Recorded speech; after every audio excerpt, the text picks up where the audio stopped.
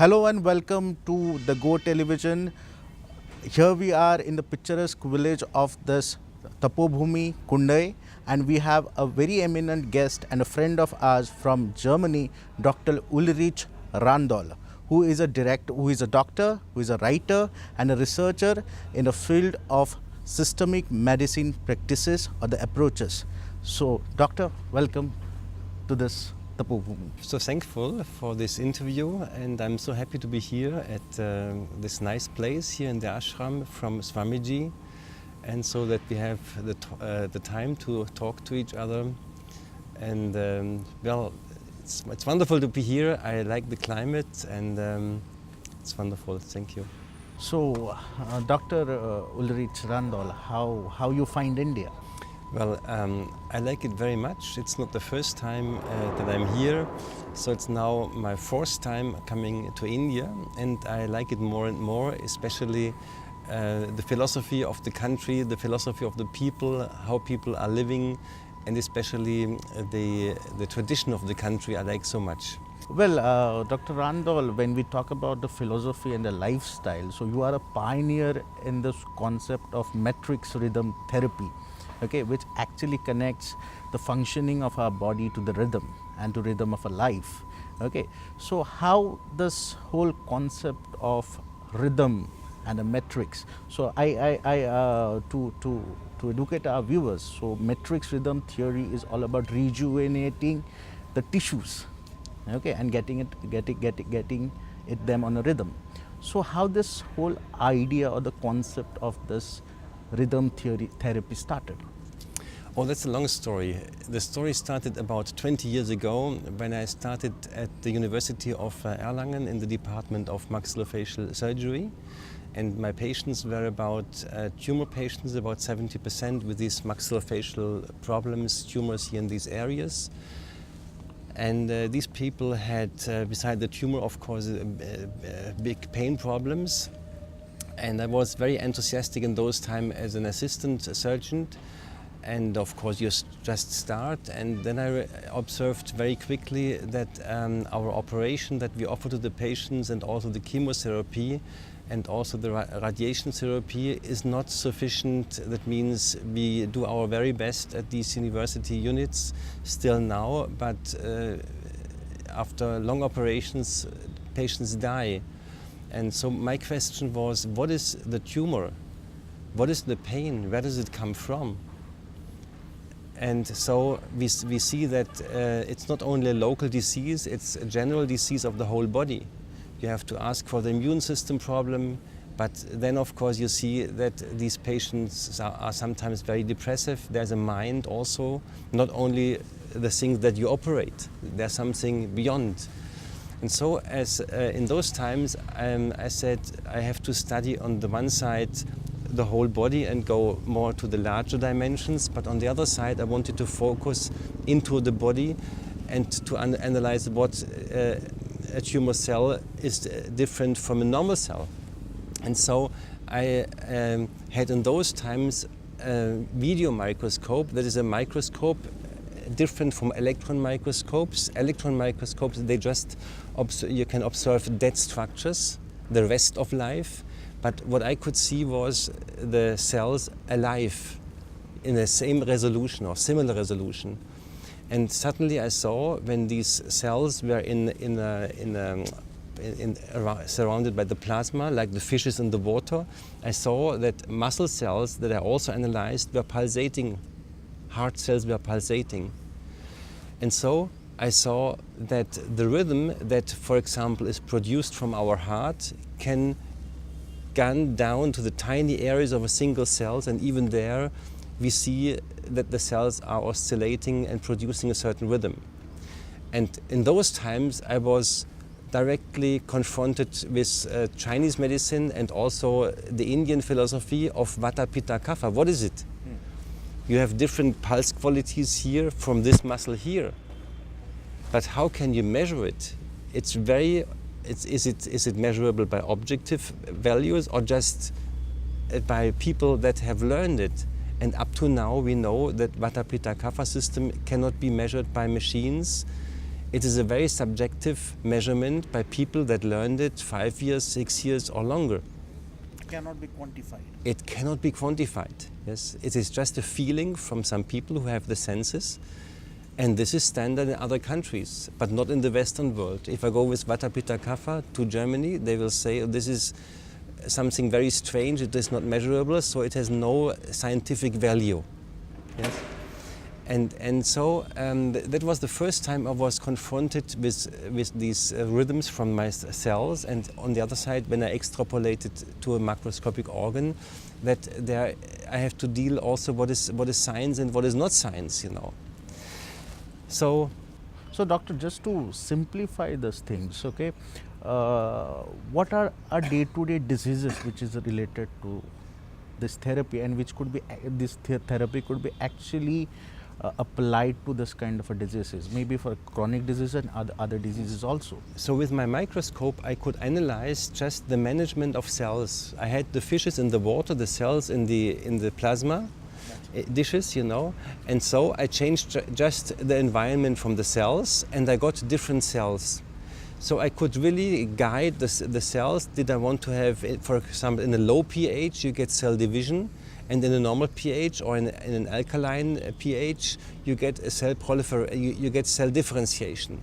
So the pH, that means the base acid content. If you have more acids or more alkalinic substances in the around the cells, they decide in which direction the cell is going.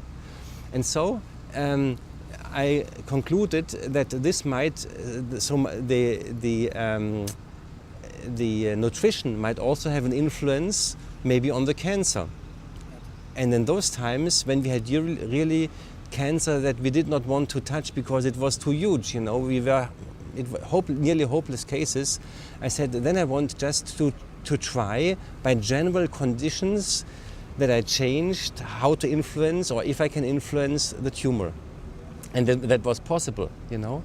I just, instead of beer and other alcohol types that people had, unfortunately, of my patients, and big depressions, what I had at the end result was a changing of the body when I gave, instead of alcohol, just water or healthy nutrition, that had a very good result on the tumor growth. That means the growth was reduced, you know. And this stimulated me in some cases, not in every cases, but this stimulated me to go further on to study the cellular regulation, the principle of the cell regulation. And so I came to the point, who is responsible for the environment of the cells? It is the microcirculation. And who is responsible for the microcirculation? At the end we found out it is the skeletal muscle system. Why the skeletal muscle system? We found out when the body is shivering like this, trembling, when are we shivering? When we are angry, or when the temperature is low, we are shivering because it's cold, or when we have a fever. What happens then? When we have fever, then we get the problem with the shivering also, and the high temperature.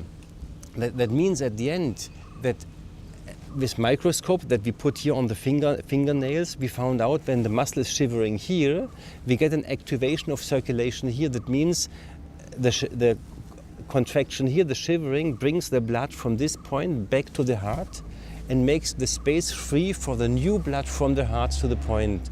So it optimizes the logistics, the turnover of the flow. That was very important for us. And that is where this concept of rhythm exists. Exactly, and therefore, and so I focused. Coming from the field of surgery, I went to physiotherapy now, because the physiotherapists are dealing with microcirculation, with electrical therapy, with ultrasound, with all these things. And then I looked what these machines are doing, and then I saw that most of these frequencies that are used produce stress in the body. And at first I started with magnetic field treatments, but then of course in those times, 20 years ago, the first mobile phones came on the market, And then the one group of people, a small one, was saying these mobile cell phones and the emitters, they produce tumor in animals or humans, brain cancer and so on. And this discussion is going on till now. Still the discussion is making the rounds. Exactly. And on the other hand, now I go to the department of physiotherapy and they take also magnetic fields, put it on and say this is treatment. What is the difference from physics? And so I said, now I have first to analyze the music from the human body. What is the human body producing? Electrically, we have the heartbeat, we have the brain electricity, but also the muscle electricity. So the body produces electricity, and of course, if we have electricity, we have also magnetism beside. You cannot say either or, you know? So that's where the vibrations come in play. Exactly. Study of vibration. Study of vibration, because I saw that the whole body is processed, and of course, clinically we say in the Western medicine, if the heartbeat is 0, if the brain beat is 0, somebody is dead. But what is now the difference between a living system and a dead system? You can just say, if you just have a living system and minus its cadaver, then you have the life in between, you know? So, doctor, in a modern world, so when we talk about this matrix rhythm theory, everybody would, which looks very impressive, but everybody would like to know, so what has been the success rate of this therapy? Yes. So I just want to tell you why it is successful. Because we use now a physiological rhythm. And the rhythm that we use is exactly the shivering of the body. We produce the machine like a crank of an engine, a starter, where we start this physiological rhythm to bring the blood back to the heart. And then from the heart on the arterial side, the system can bring fresh blood. And also the venous system is activated very, very much. So what has been the success rate of this therapy? Success rate compared to what? And to compare to which cases? I can only say I started with the worst cases. Nobody wanted to touch, and I made from worst cases best cases. So I had suddenly the evidence something is going on here. I couldn't do with the machines or the tools I had so far.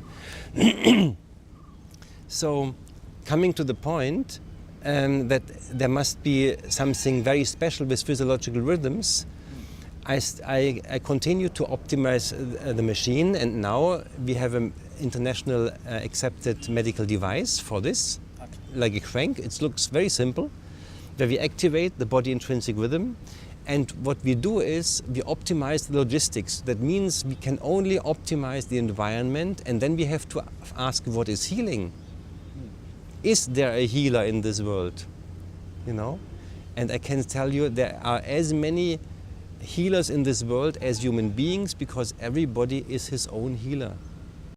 And what is the doctor now doing for the patient, or the therapist doing for the physiotherapist doing for the patient? He can only optimize the environment down to the cells. Hopefully his treatment goes down to the cells, so that by self-organization, because now I have to deal some words with creation, and the whole creation is self-organization. You put a seed in the ground, you put some water on it, and it starts to grow. Who does it? Where does this energy come from? This is creation, creational forces. And such creational forces everybody has in us. But when a healing does not happen, then these healing forces are blocked. So take the blockages away, and the forces will start the healing process. So one more question to you is that what you talk at this point of time could be categorized in a philosophy of life, maybe a philosophy of a life, philosophy of living. This is a country of Ayurveda, this is a country of yoga. Okay, how does therapy, or how you connect your therapy to Indian philosophy or the Eastern philosophy? Yeah. There was a link by the sports medicine, because when I was dealing with muscle system, many people had pain just in the skeletal muscle system, rheumatism, fibromyalgia, or just some contractions in the muscle after hard training. The muscle became stiff. And now I saw that when you have no circulation in the muscle, the system contracts. That means when there's a lack of oxygen, the system contracts. And when do you have a lack of oxygen? If you stop breathing, when you are stressed, when you do not breathe enough, And so, who is breathing? All people that are starting with yoga. The breathing is a very big topic in the whole yoga field. And so, absolutely, I listen. Very sacrosanct issue in Exactly. yoga. And so That's where the whole yoga. The practice of yoga is surrounded. It's surrounded around this breathing. Exactly. And the reason is we need the oxygen in our tiny areas, but how does the oxygen come to these tiny areas? Therefore it needs this cell vibration, because you have always to get rid of the lymphatic and the venous pathway, and then the fresh blood can come. When there are hardenings, you cannot bring the oxygen to the tissue. That's the big problem. And so I saw many people, many yoga practitioners in Germany came to my clinic. Meanwhile, I have a private clinic there, and they are suffering from pain. And then I said, well, your muscles are totally hard, but I'm doing yoga. And the point was, it was not the circulation activated. So the question is, how the muscle works. I will make it very simple. When life is over, we get the so-called rigor mortis. Why do we contract and produce force when life is over? And there I learned that the contraction is passive and the relaxation is the active process. I will show this later in a film where you directly see that the contraction is passive and we need the oxygen to stay relaxed. And all the stress in our body makes the contraction. When we are stressed, we are not relaxed.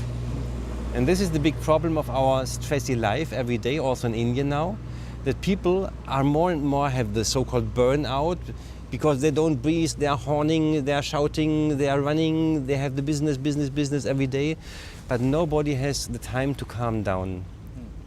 And so I learned that the passivation is more important in modern medicine than the activation.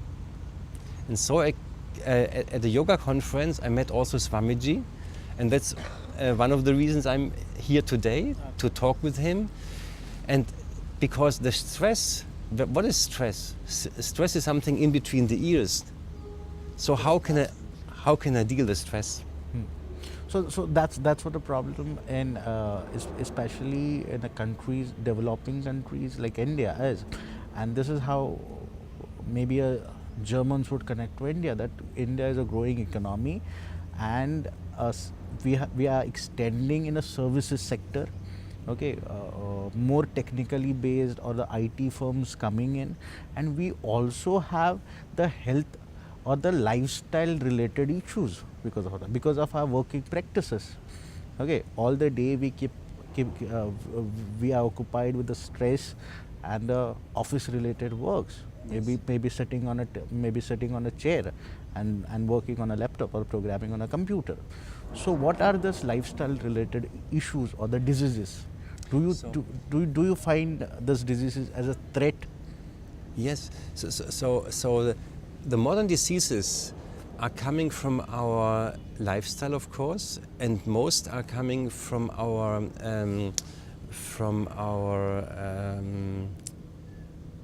conveniences. Who walks today 10 to 15 kilometers? Everybody sits in the car and we don't move. That means we don't use our lungs, we don't use properly our heart, but we eat as if we would have gone 20 kilometers, So the eating has not stopped, but the walking, And so the energy is stored, and at the end we get all these problems that we have as diabetes, high blood pressure, coming all as a mismanagement of the human body cells by a wrong mindset at the end. And so the mindset is responsible for the outcome at the end. Like in a company, if you have the wrong CEO there with the wrong idea, at the end of the year you can close the company. And before you close the body, it produces diseases. So this is now the nice systemic concept. You can compare the societies to the human body. You have just to deal with the processes, and you have to reorganize it in a proper sense. And what is now the proper sense in a human being? Do it like evolution processes have created it. If you copy creational processes, then the system shifts back to normal. That means start to move, eat the right things, breathe enough. This is, I will say, 80% of what we have to do. So in medicine or in whichever area, we consider life as a process. Yes. Okay, it cannot be a commodity. It's a process. Okay, so but we live in a modern world which runs on this thing called evidences. Okay, you have to prove everything. Yes. Okay, and where when we were talking about when we started this conversion, so whole this idea of rhythm cannot be evidential. Okay, rhythm has to be felt. So what kind of problems that you faced in a field of medicine to prove your kind of therapy? So the rhythm is very much proved. We say somebody is dead if he has no rhythm. And now we have to see two life aspects. The one is the so-called night time. It is stress-free, hopefully, and you have a nice sleep. It is the so-called parasympathetic system, and this is rest and digest. And the other side is fight and flight. This is daytime, and horning and shouting and fighting and so on, or frightened, shocked, This is sympathetic, parasympathetic system, and this has to be balanced. But it is not balanced in nobody who is living in a big town. Go to Mumbai, go to here to the city, it is not possible. Because just the air pollution is the one side, the other side is the acoustic pollution. People cannot sleep even in the night because there is no quiet, peaceful surrounding. That means at the end that even during nighttime you have not a deep sleep, you have not a nice dream, you have nightmares maybe. And so when people have stress from day, in the night they're starting grinding, they get tinnitus, they get headache. So they cannot relax the system. And what means relaxing? To breathe, to regenerate, and the battery must be filled so that you have the energy in the morning, a new day and new action. And this is not so the sympathetic parasympathetic system is not working properly in the human beings of today, and so during daytime you have no power to work. You're just sitting on your chair, but you have no ideas. Your mind is going down and down and down, and at the end, you feel very depressive because the whole performance is decreasing. And at the end, people are sitting in front of the television and just eating. Yes, this is the only thing they can do, and very frustrated. The only joy they have is to eat. So when we talk in context of India, so Yes. what are your experiences or what are your influences of Vedas? So I'm not so familiar with and deep inside the Vedas, but I have the feeling, that the Vedas, as a manual of life, has prescribed everything, but it is not lived for many people today. And nowadays it's very interesting because we can, coming back to the rhythms, we can measure very, very exact now the rhythms during our daytime and our nighttime in so-called pattern recognitions. And you can analyze a sleep profile very, very well. For example, we do it on pilots in Germany, a 24 hours profile, and you see in which moment he was stressed and where he was sleeping, and this and this and this and this. So since about 30 years, since we have the huge computers and everybody today has a computer, we can get time profiles from human beings that show directly are they stressed or not stressed. And the stress has a big impact on the immune system, and the immune system has a big impact of cancer growing, for example, or the immune system is the police of the body, and if the police is not trained and is just suppressed always, how can a government survive without police? You know, you have the same problems there. So at the end you get these diseases because the imbalance of the sympathetic and parasympathetic system. And I'm sure that in future time we can analyze the meditation. We can analyze and give a real meaning of this, you know, because we know how important it is to be connected to, I will not directly say spirituality, you know, but to the creation, you know. What is the sense of life? Why do we work every day? It must have a sense behind. It is not just gambling around and chaotically gambling around. There must be about knowing your existence, why you exist. Exactly. And what we see, what evolution brought all these years was a condensation of information. And what is mankind now doing with this information? Just getting information to destroy it by the next wars, or do we go to the next dimension? And I think creation has the capability to go to other dimensions in a scientific method, because we have the tools to measure it, but they are not used so far in classical medicine, in textbook medicine. In some laboratories they start, you know, but this will be the future of the next 50, 100 years of Western medicine, to go to this time-based cell vibrations and to analyze what they are doing. Because everything is oscillation, and it's a kind of coherent state. The coherent state in oscillation, in vibration, this is what more is reality than just anatomical structure where we start with.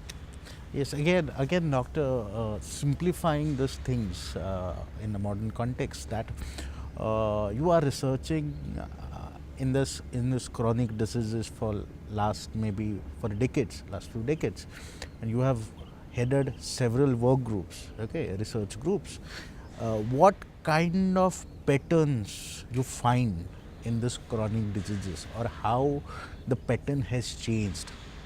Because you have this idea of human evolution, studying human evolution, because that's what differentiates us with the rest of world, that humans evolve both physically as well as mentally. Okay, we think differently. So what kind of a changing patterns that you find in this chronic diseases? Yes, so today I must say that most of people that were suffering from chronic diseases, these are self-made symptoms by a wrong mindset. Or wrong is always a hard word, you know. The point is, you know, by our advertisement, by all these things, buy this, you know, if you have a newborn child, the advertisement tells you what mothers have to buy, you know. So we have to analyze if this is the right way, how to go to a healthy future, you know, because we are a product from natural resources and not from big companies that maybe have not the evolutionary ingredients inside, you know. And a vitamin that is coming from nature is different than a vitamin coming from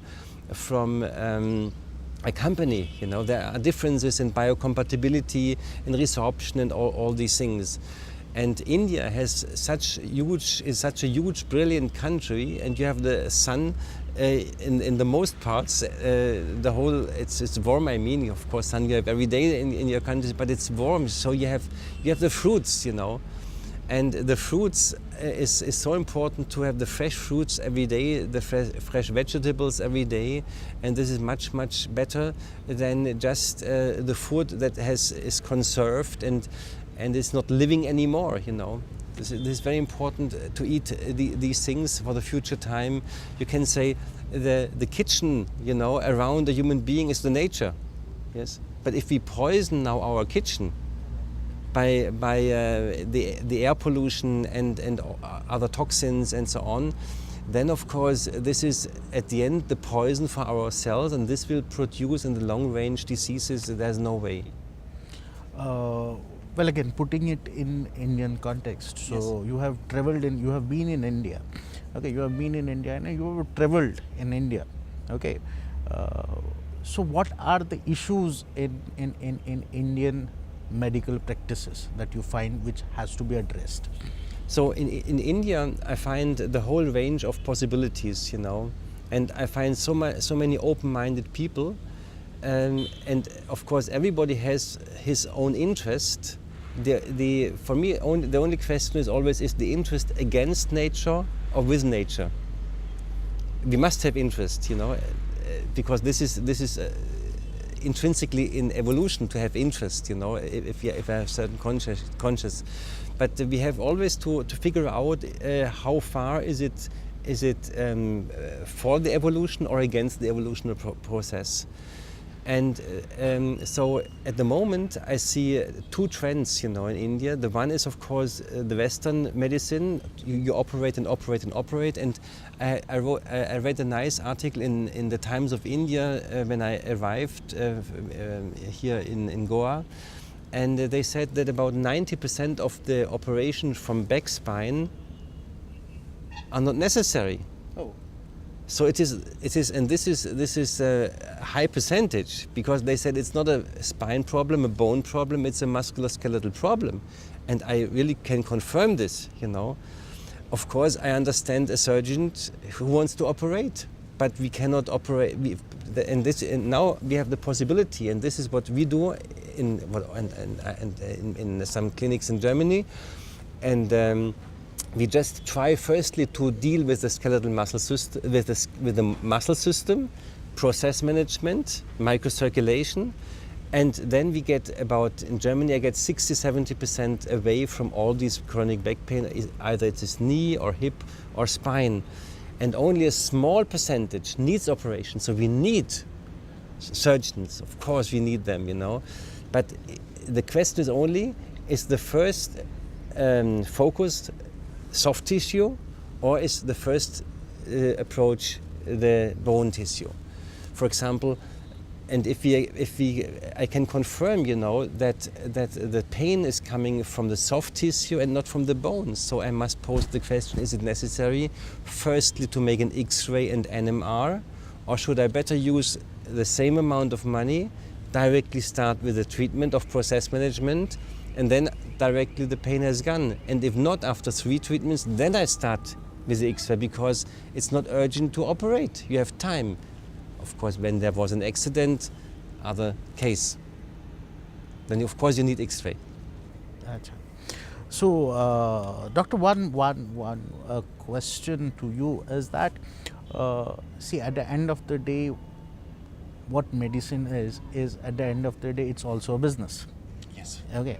So, in a country like India, where almost most of the population live below poverty line, okay, everything we talk is fine, but your medicine or your medical practices should be approachable, it should be accessible. Okay. So, considering this factor of poverty and underdevelopment and undernourished development, so the thing is that we rank. We find ourselves at a fag end of human development indexed, okay, which is calculated by the average age that you live, life expectancy, education, and also with the nourishment or the undernourishment. Okay, so this is the country which is undernourished country. So what kind of suggestions or the observations that you want to put forth, considering all this aspect of India? Of course, this is not an easy question. It's absolutely not an easy question. So you have to start with big projects like I think Minister President Modi does. I heard about a project called Clean Ganges, where they really start to go to the water problem, and that means it needs a systemic approach, where you really find out who is using the water, who is poisoning the water, and then you have to go to each company, to each group, discuss with them, and try to make the processes better. And then and the population, they must know that the pollution from outside today is tomorrow the pollution from inside. So.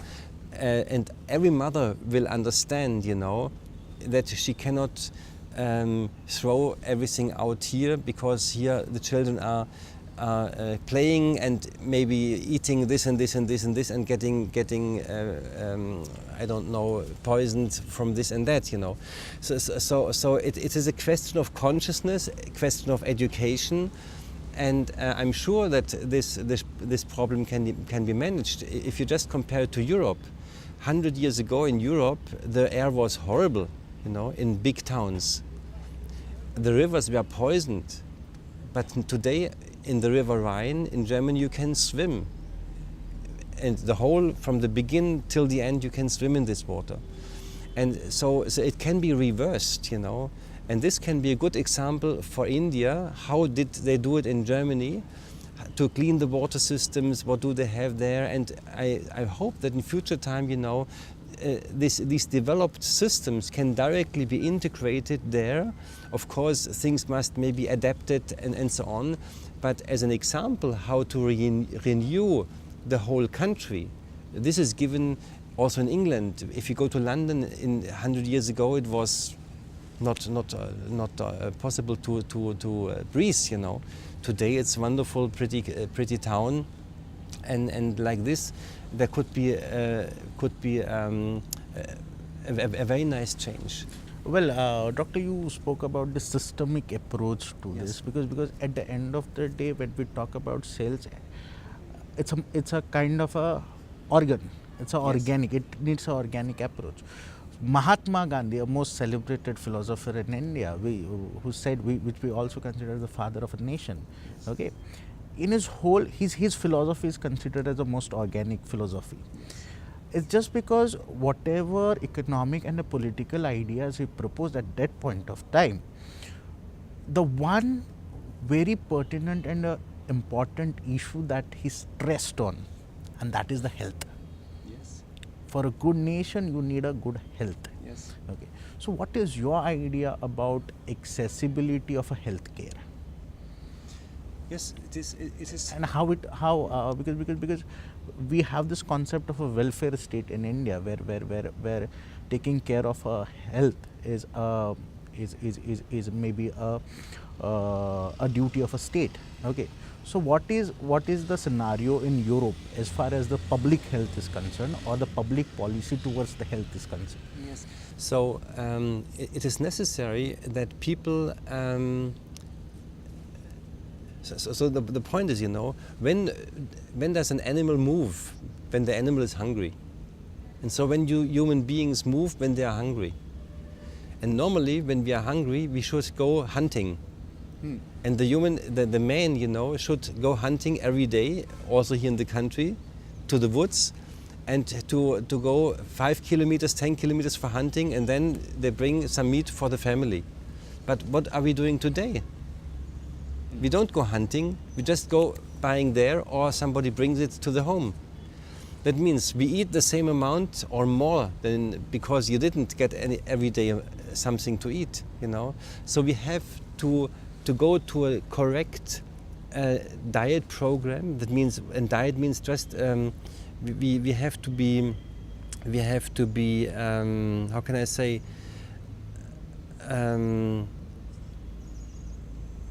very organized, you know. We have to move every day. We have to breathe, and we should do this during the daytime, you know. You can, for example, instead of horning, you can sit in the car and just breathe, you know, and laugh to the others, you know, because you cannot accelerate anyway, you know. So why do I get angry? Should I get angry if I'm in a traffic jam, you know? But you can just stay relaxed in the car and do some against your stress, you know. Just this is car yoga, you can say, you know.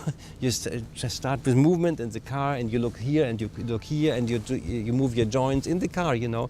So you have at least 1 hour of time per day that you can positively use for your body. Yes, instead of horning and getting stress and more contractions. Yes. So I just want. This was only one small example for those who are in the industrialized process. You know. For those who are the point is we have to look for our body. It is movement, exercising, and I know that many people have to walk here long distances, you know. So I cannot make a program and say in one sentence, this is for everybody. The easiest way is to say, do it like evolution wants it. And we are born as moving machines, not as sitting machines, but we are also born as human beings to think about positive things. We have to laugh, we have to be positive and to be happy at the end of the day. So my very quick question to you will be, do you believe in this idea of universal health care? It is a universal health care, and this was that was mainly planned from our creator. The system is there, but we disintegrated ourselves, and so we produce diseases. So if we shift back, it might be healthy. So our last question to you, because this is a country which is obsessed with this idea of mujhe kya milega, which means what I'll get out of it. What will be your quick tips or the quick points to the Indian audiences to take care of their tissues? Again, please, the question. This country is obsessed with what I will get out of it. Out of it, yes. Yeah. So quick tips or the quick points for the Indian audiences to take care of their joints and tissues. You mean everybody's on the ego trip? Huh? On the kind of ego trip. What can I get out of it? Yeah, yeah. Yes. At the end, you cannot get anything out of it because you cannot take anything with you. So this is interesting, you know. The main point is, and also I come to yoga, you know. Yoga is nowadays reduced to asanas, and this sells very good, you know. But as far as I have understood the yoga, it's the talk with the inner eye, and with whom I am talking there, you know. So we have to the mind has to talk with the matter, yes, and then of course the matter we will leave, you know, but the soul, as far as I have understood, will stay. So then I come to the karmic concept a little bit. So you cannot take anything with you. You can just consume, and mostly what you consume is against your life. It's too much. I like also to consume, you know, but from everything a little bit, but from nothing too much, you know. So you have always to be balanced. That's also the reason why I'm here at the moment in a fasting program in a retreat center, where I just get a very, very small amount of nutrition, and where I just calm down, and also calming down the mind and thinking about where do I come from, where do I go to. These are the main questions that we have to focus in our lives, beside our jobs, of course. This is very important also.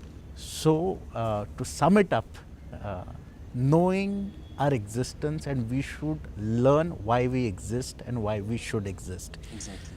Dr. Randoll, it was pleasure talking to you. So nice of you coming here, coming to Tapobhumi, meeting Swamiji, and giving us a very beautiful interview, very informative interview. We look forward to your visits again and again to Goa, and you are a guest to India. Nice talking to you. Thank you, Mr. Naik. Thank you so much. Thank you so much. Thank you.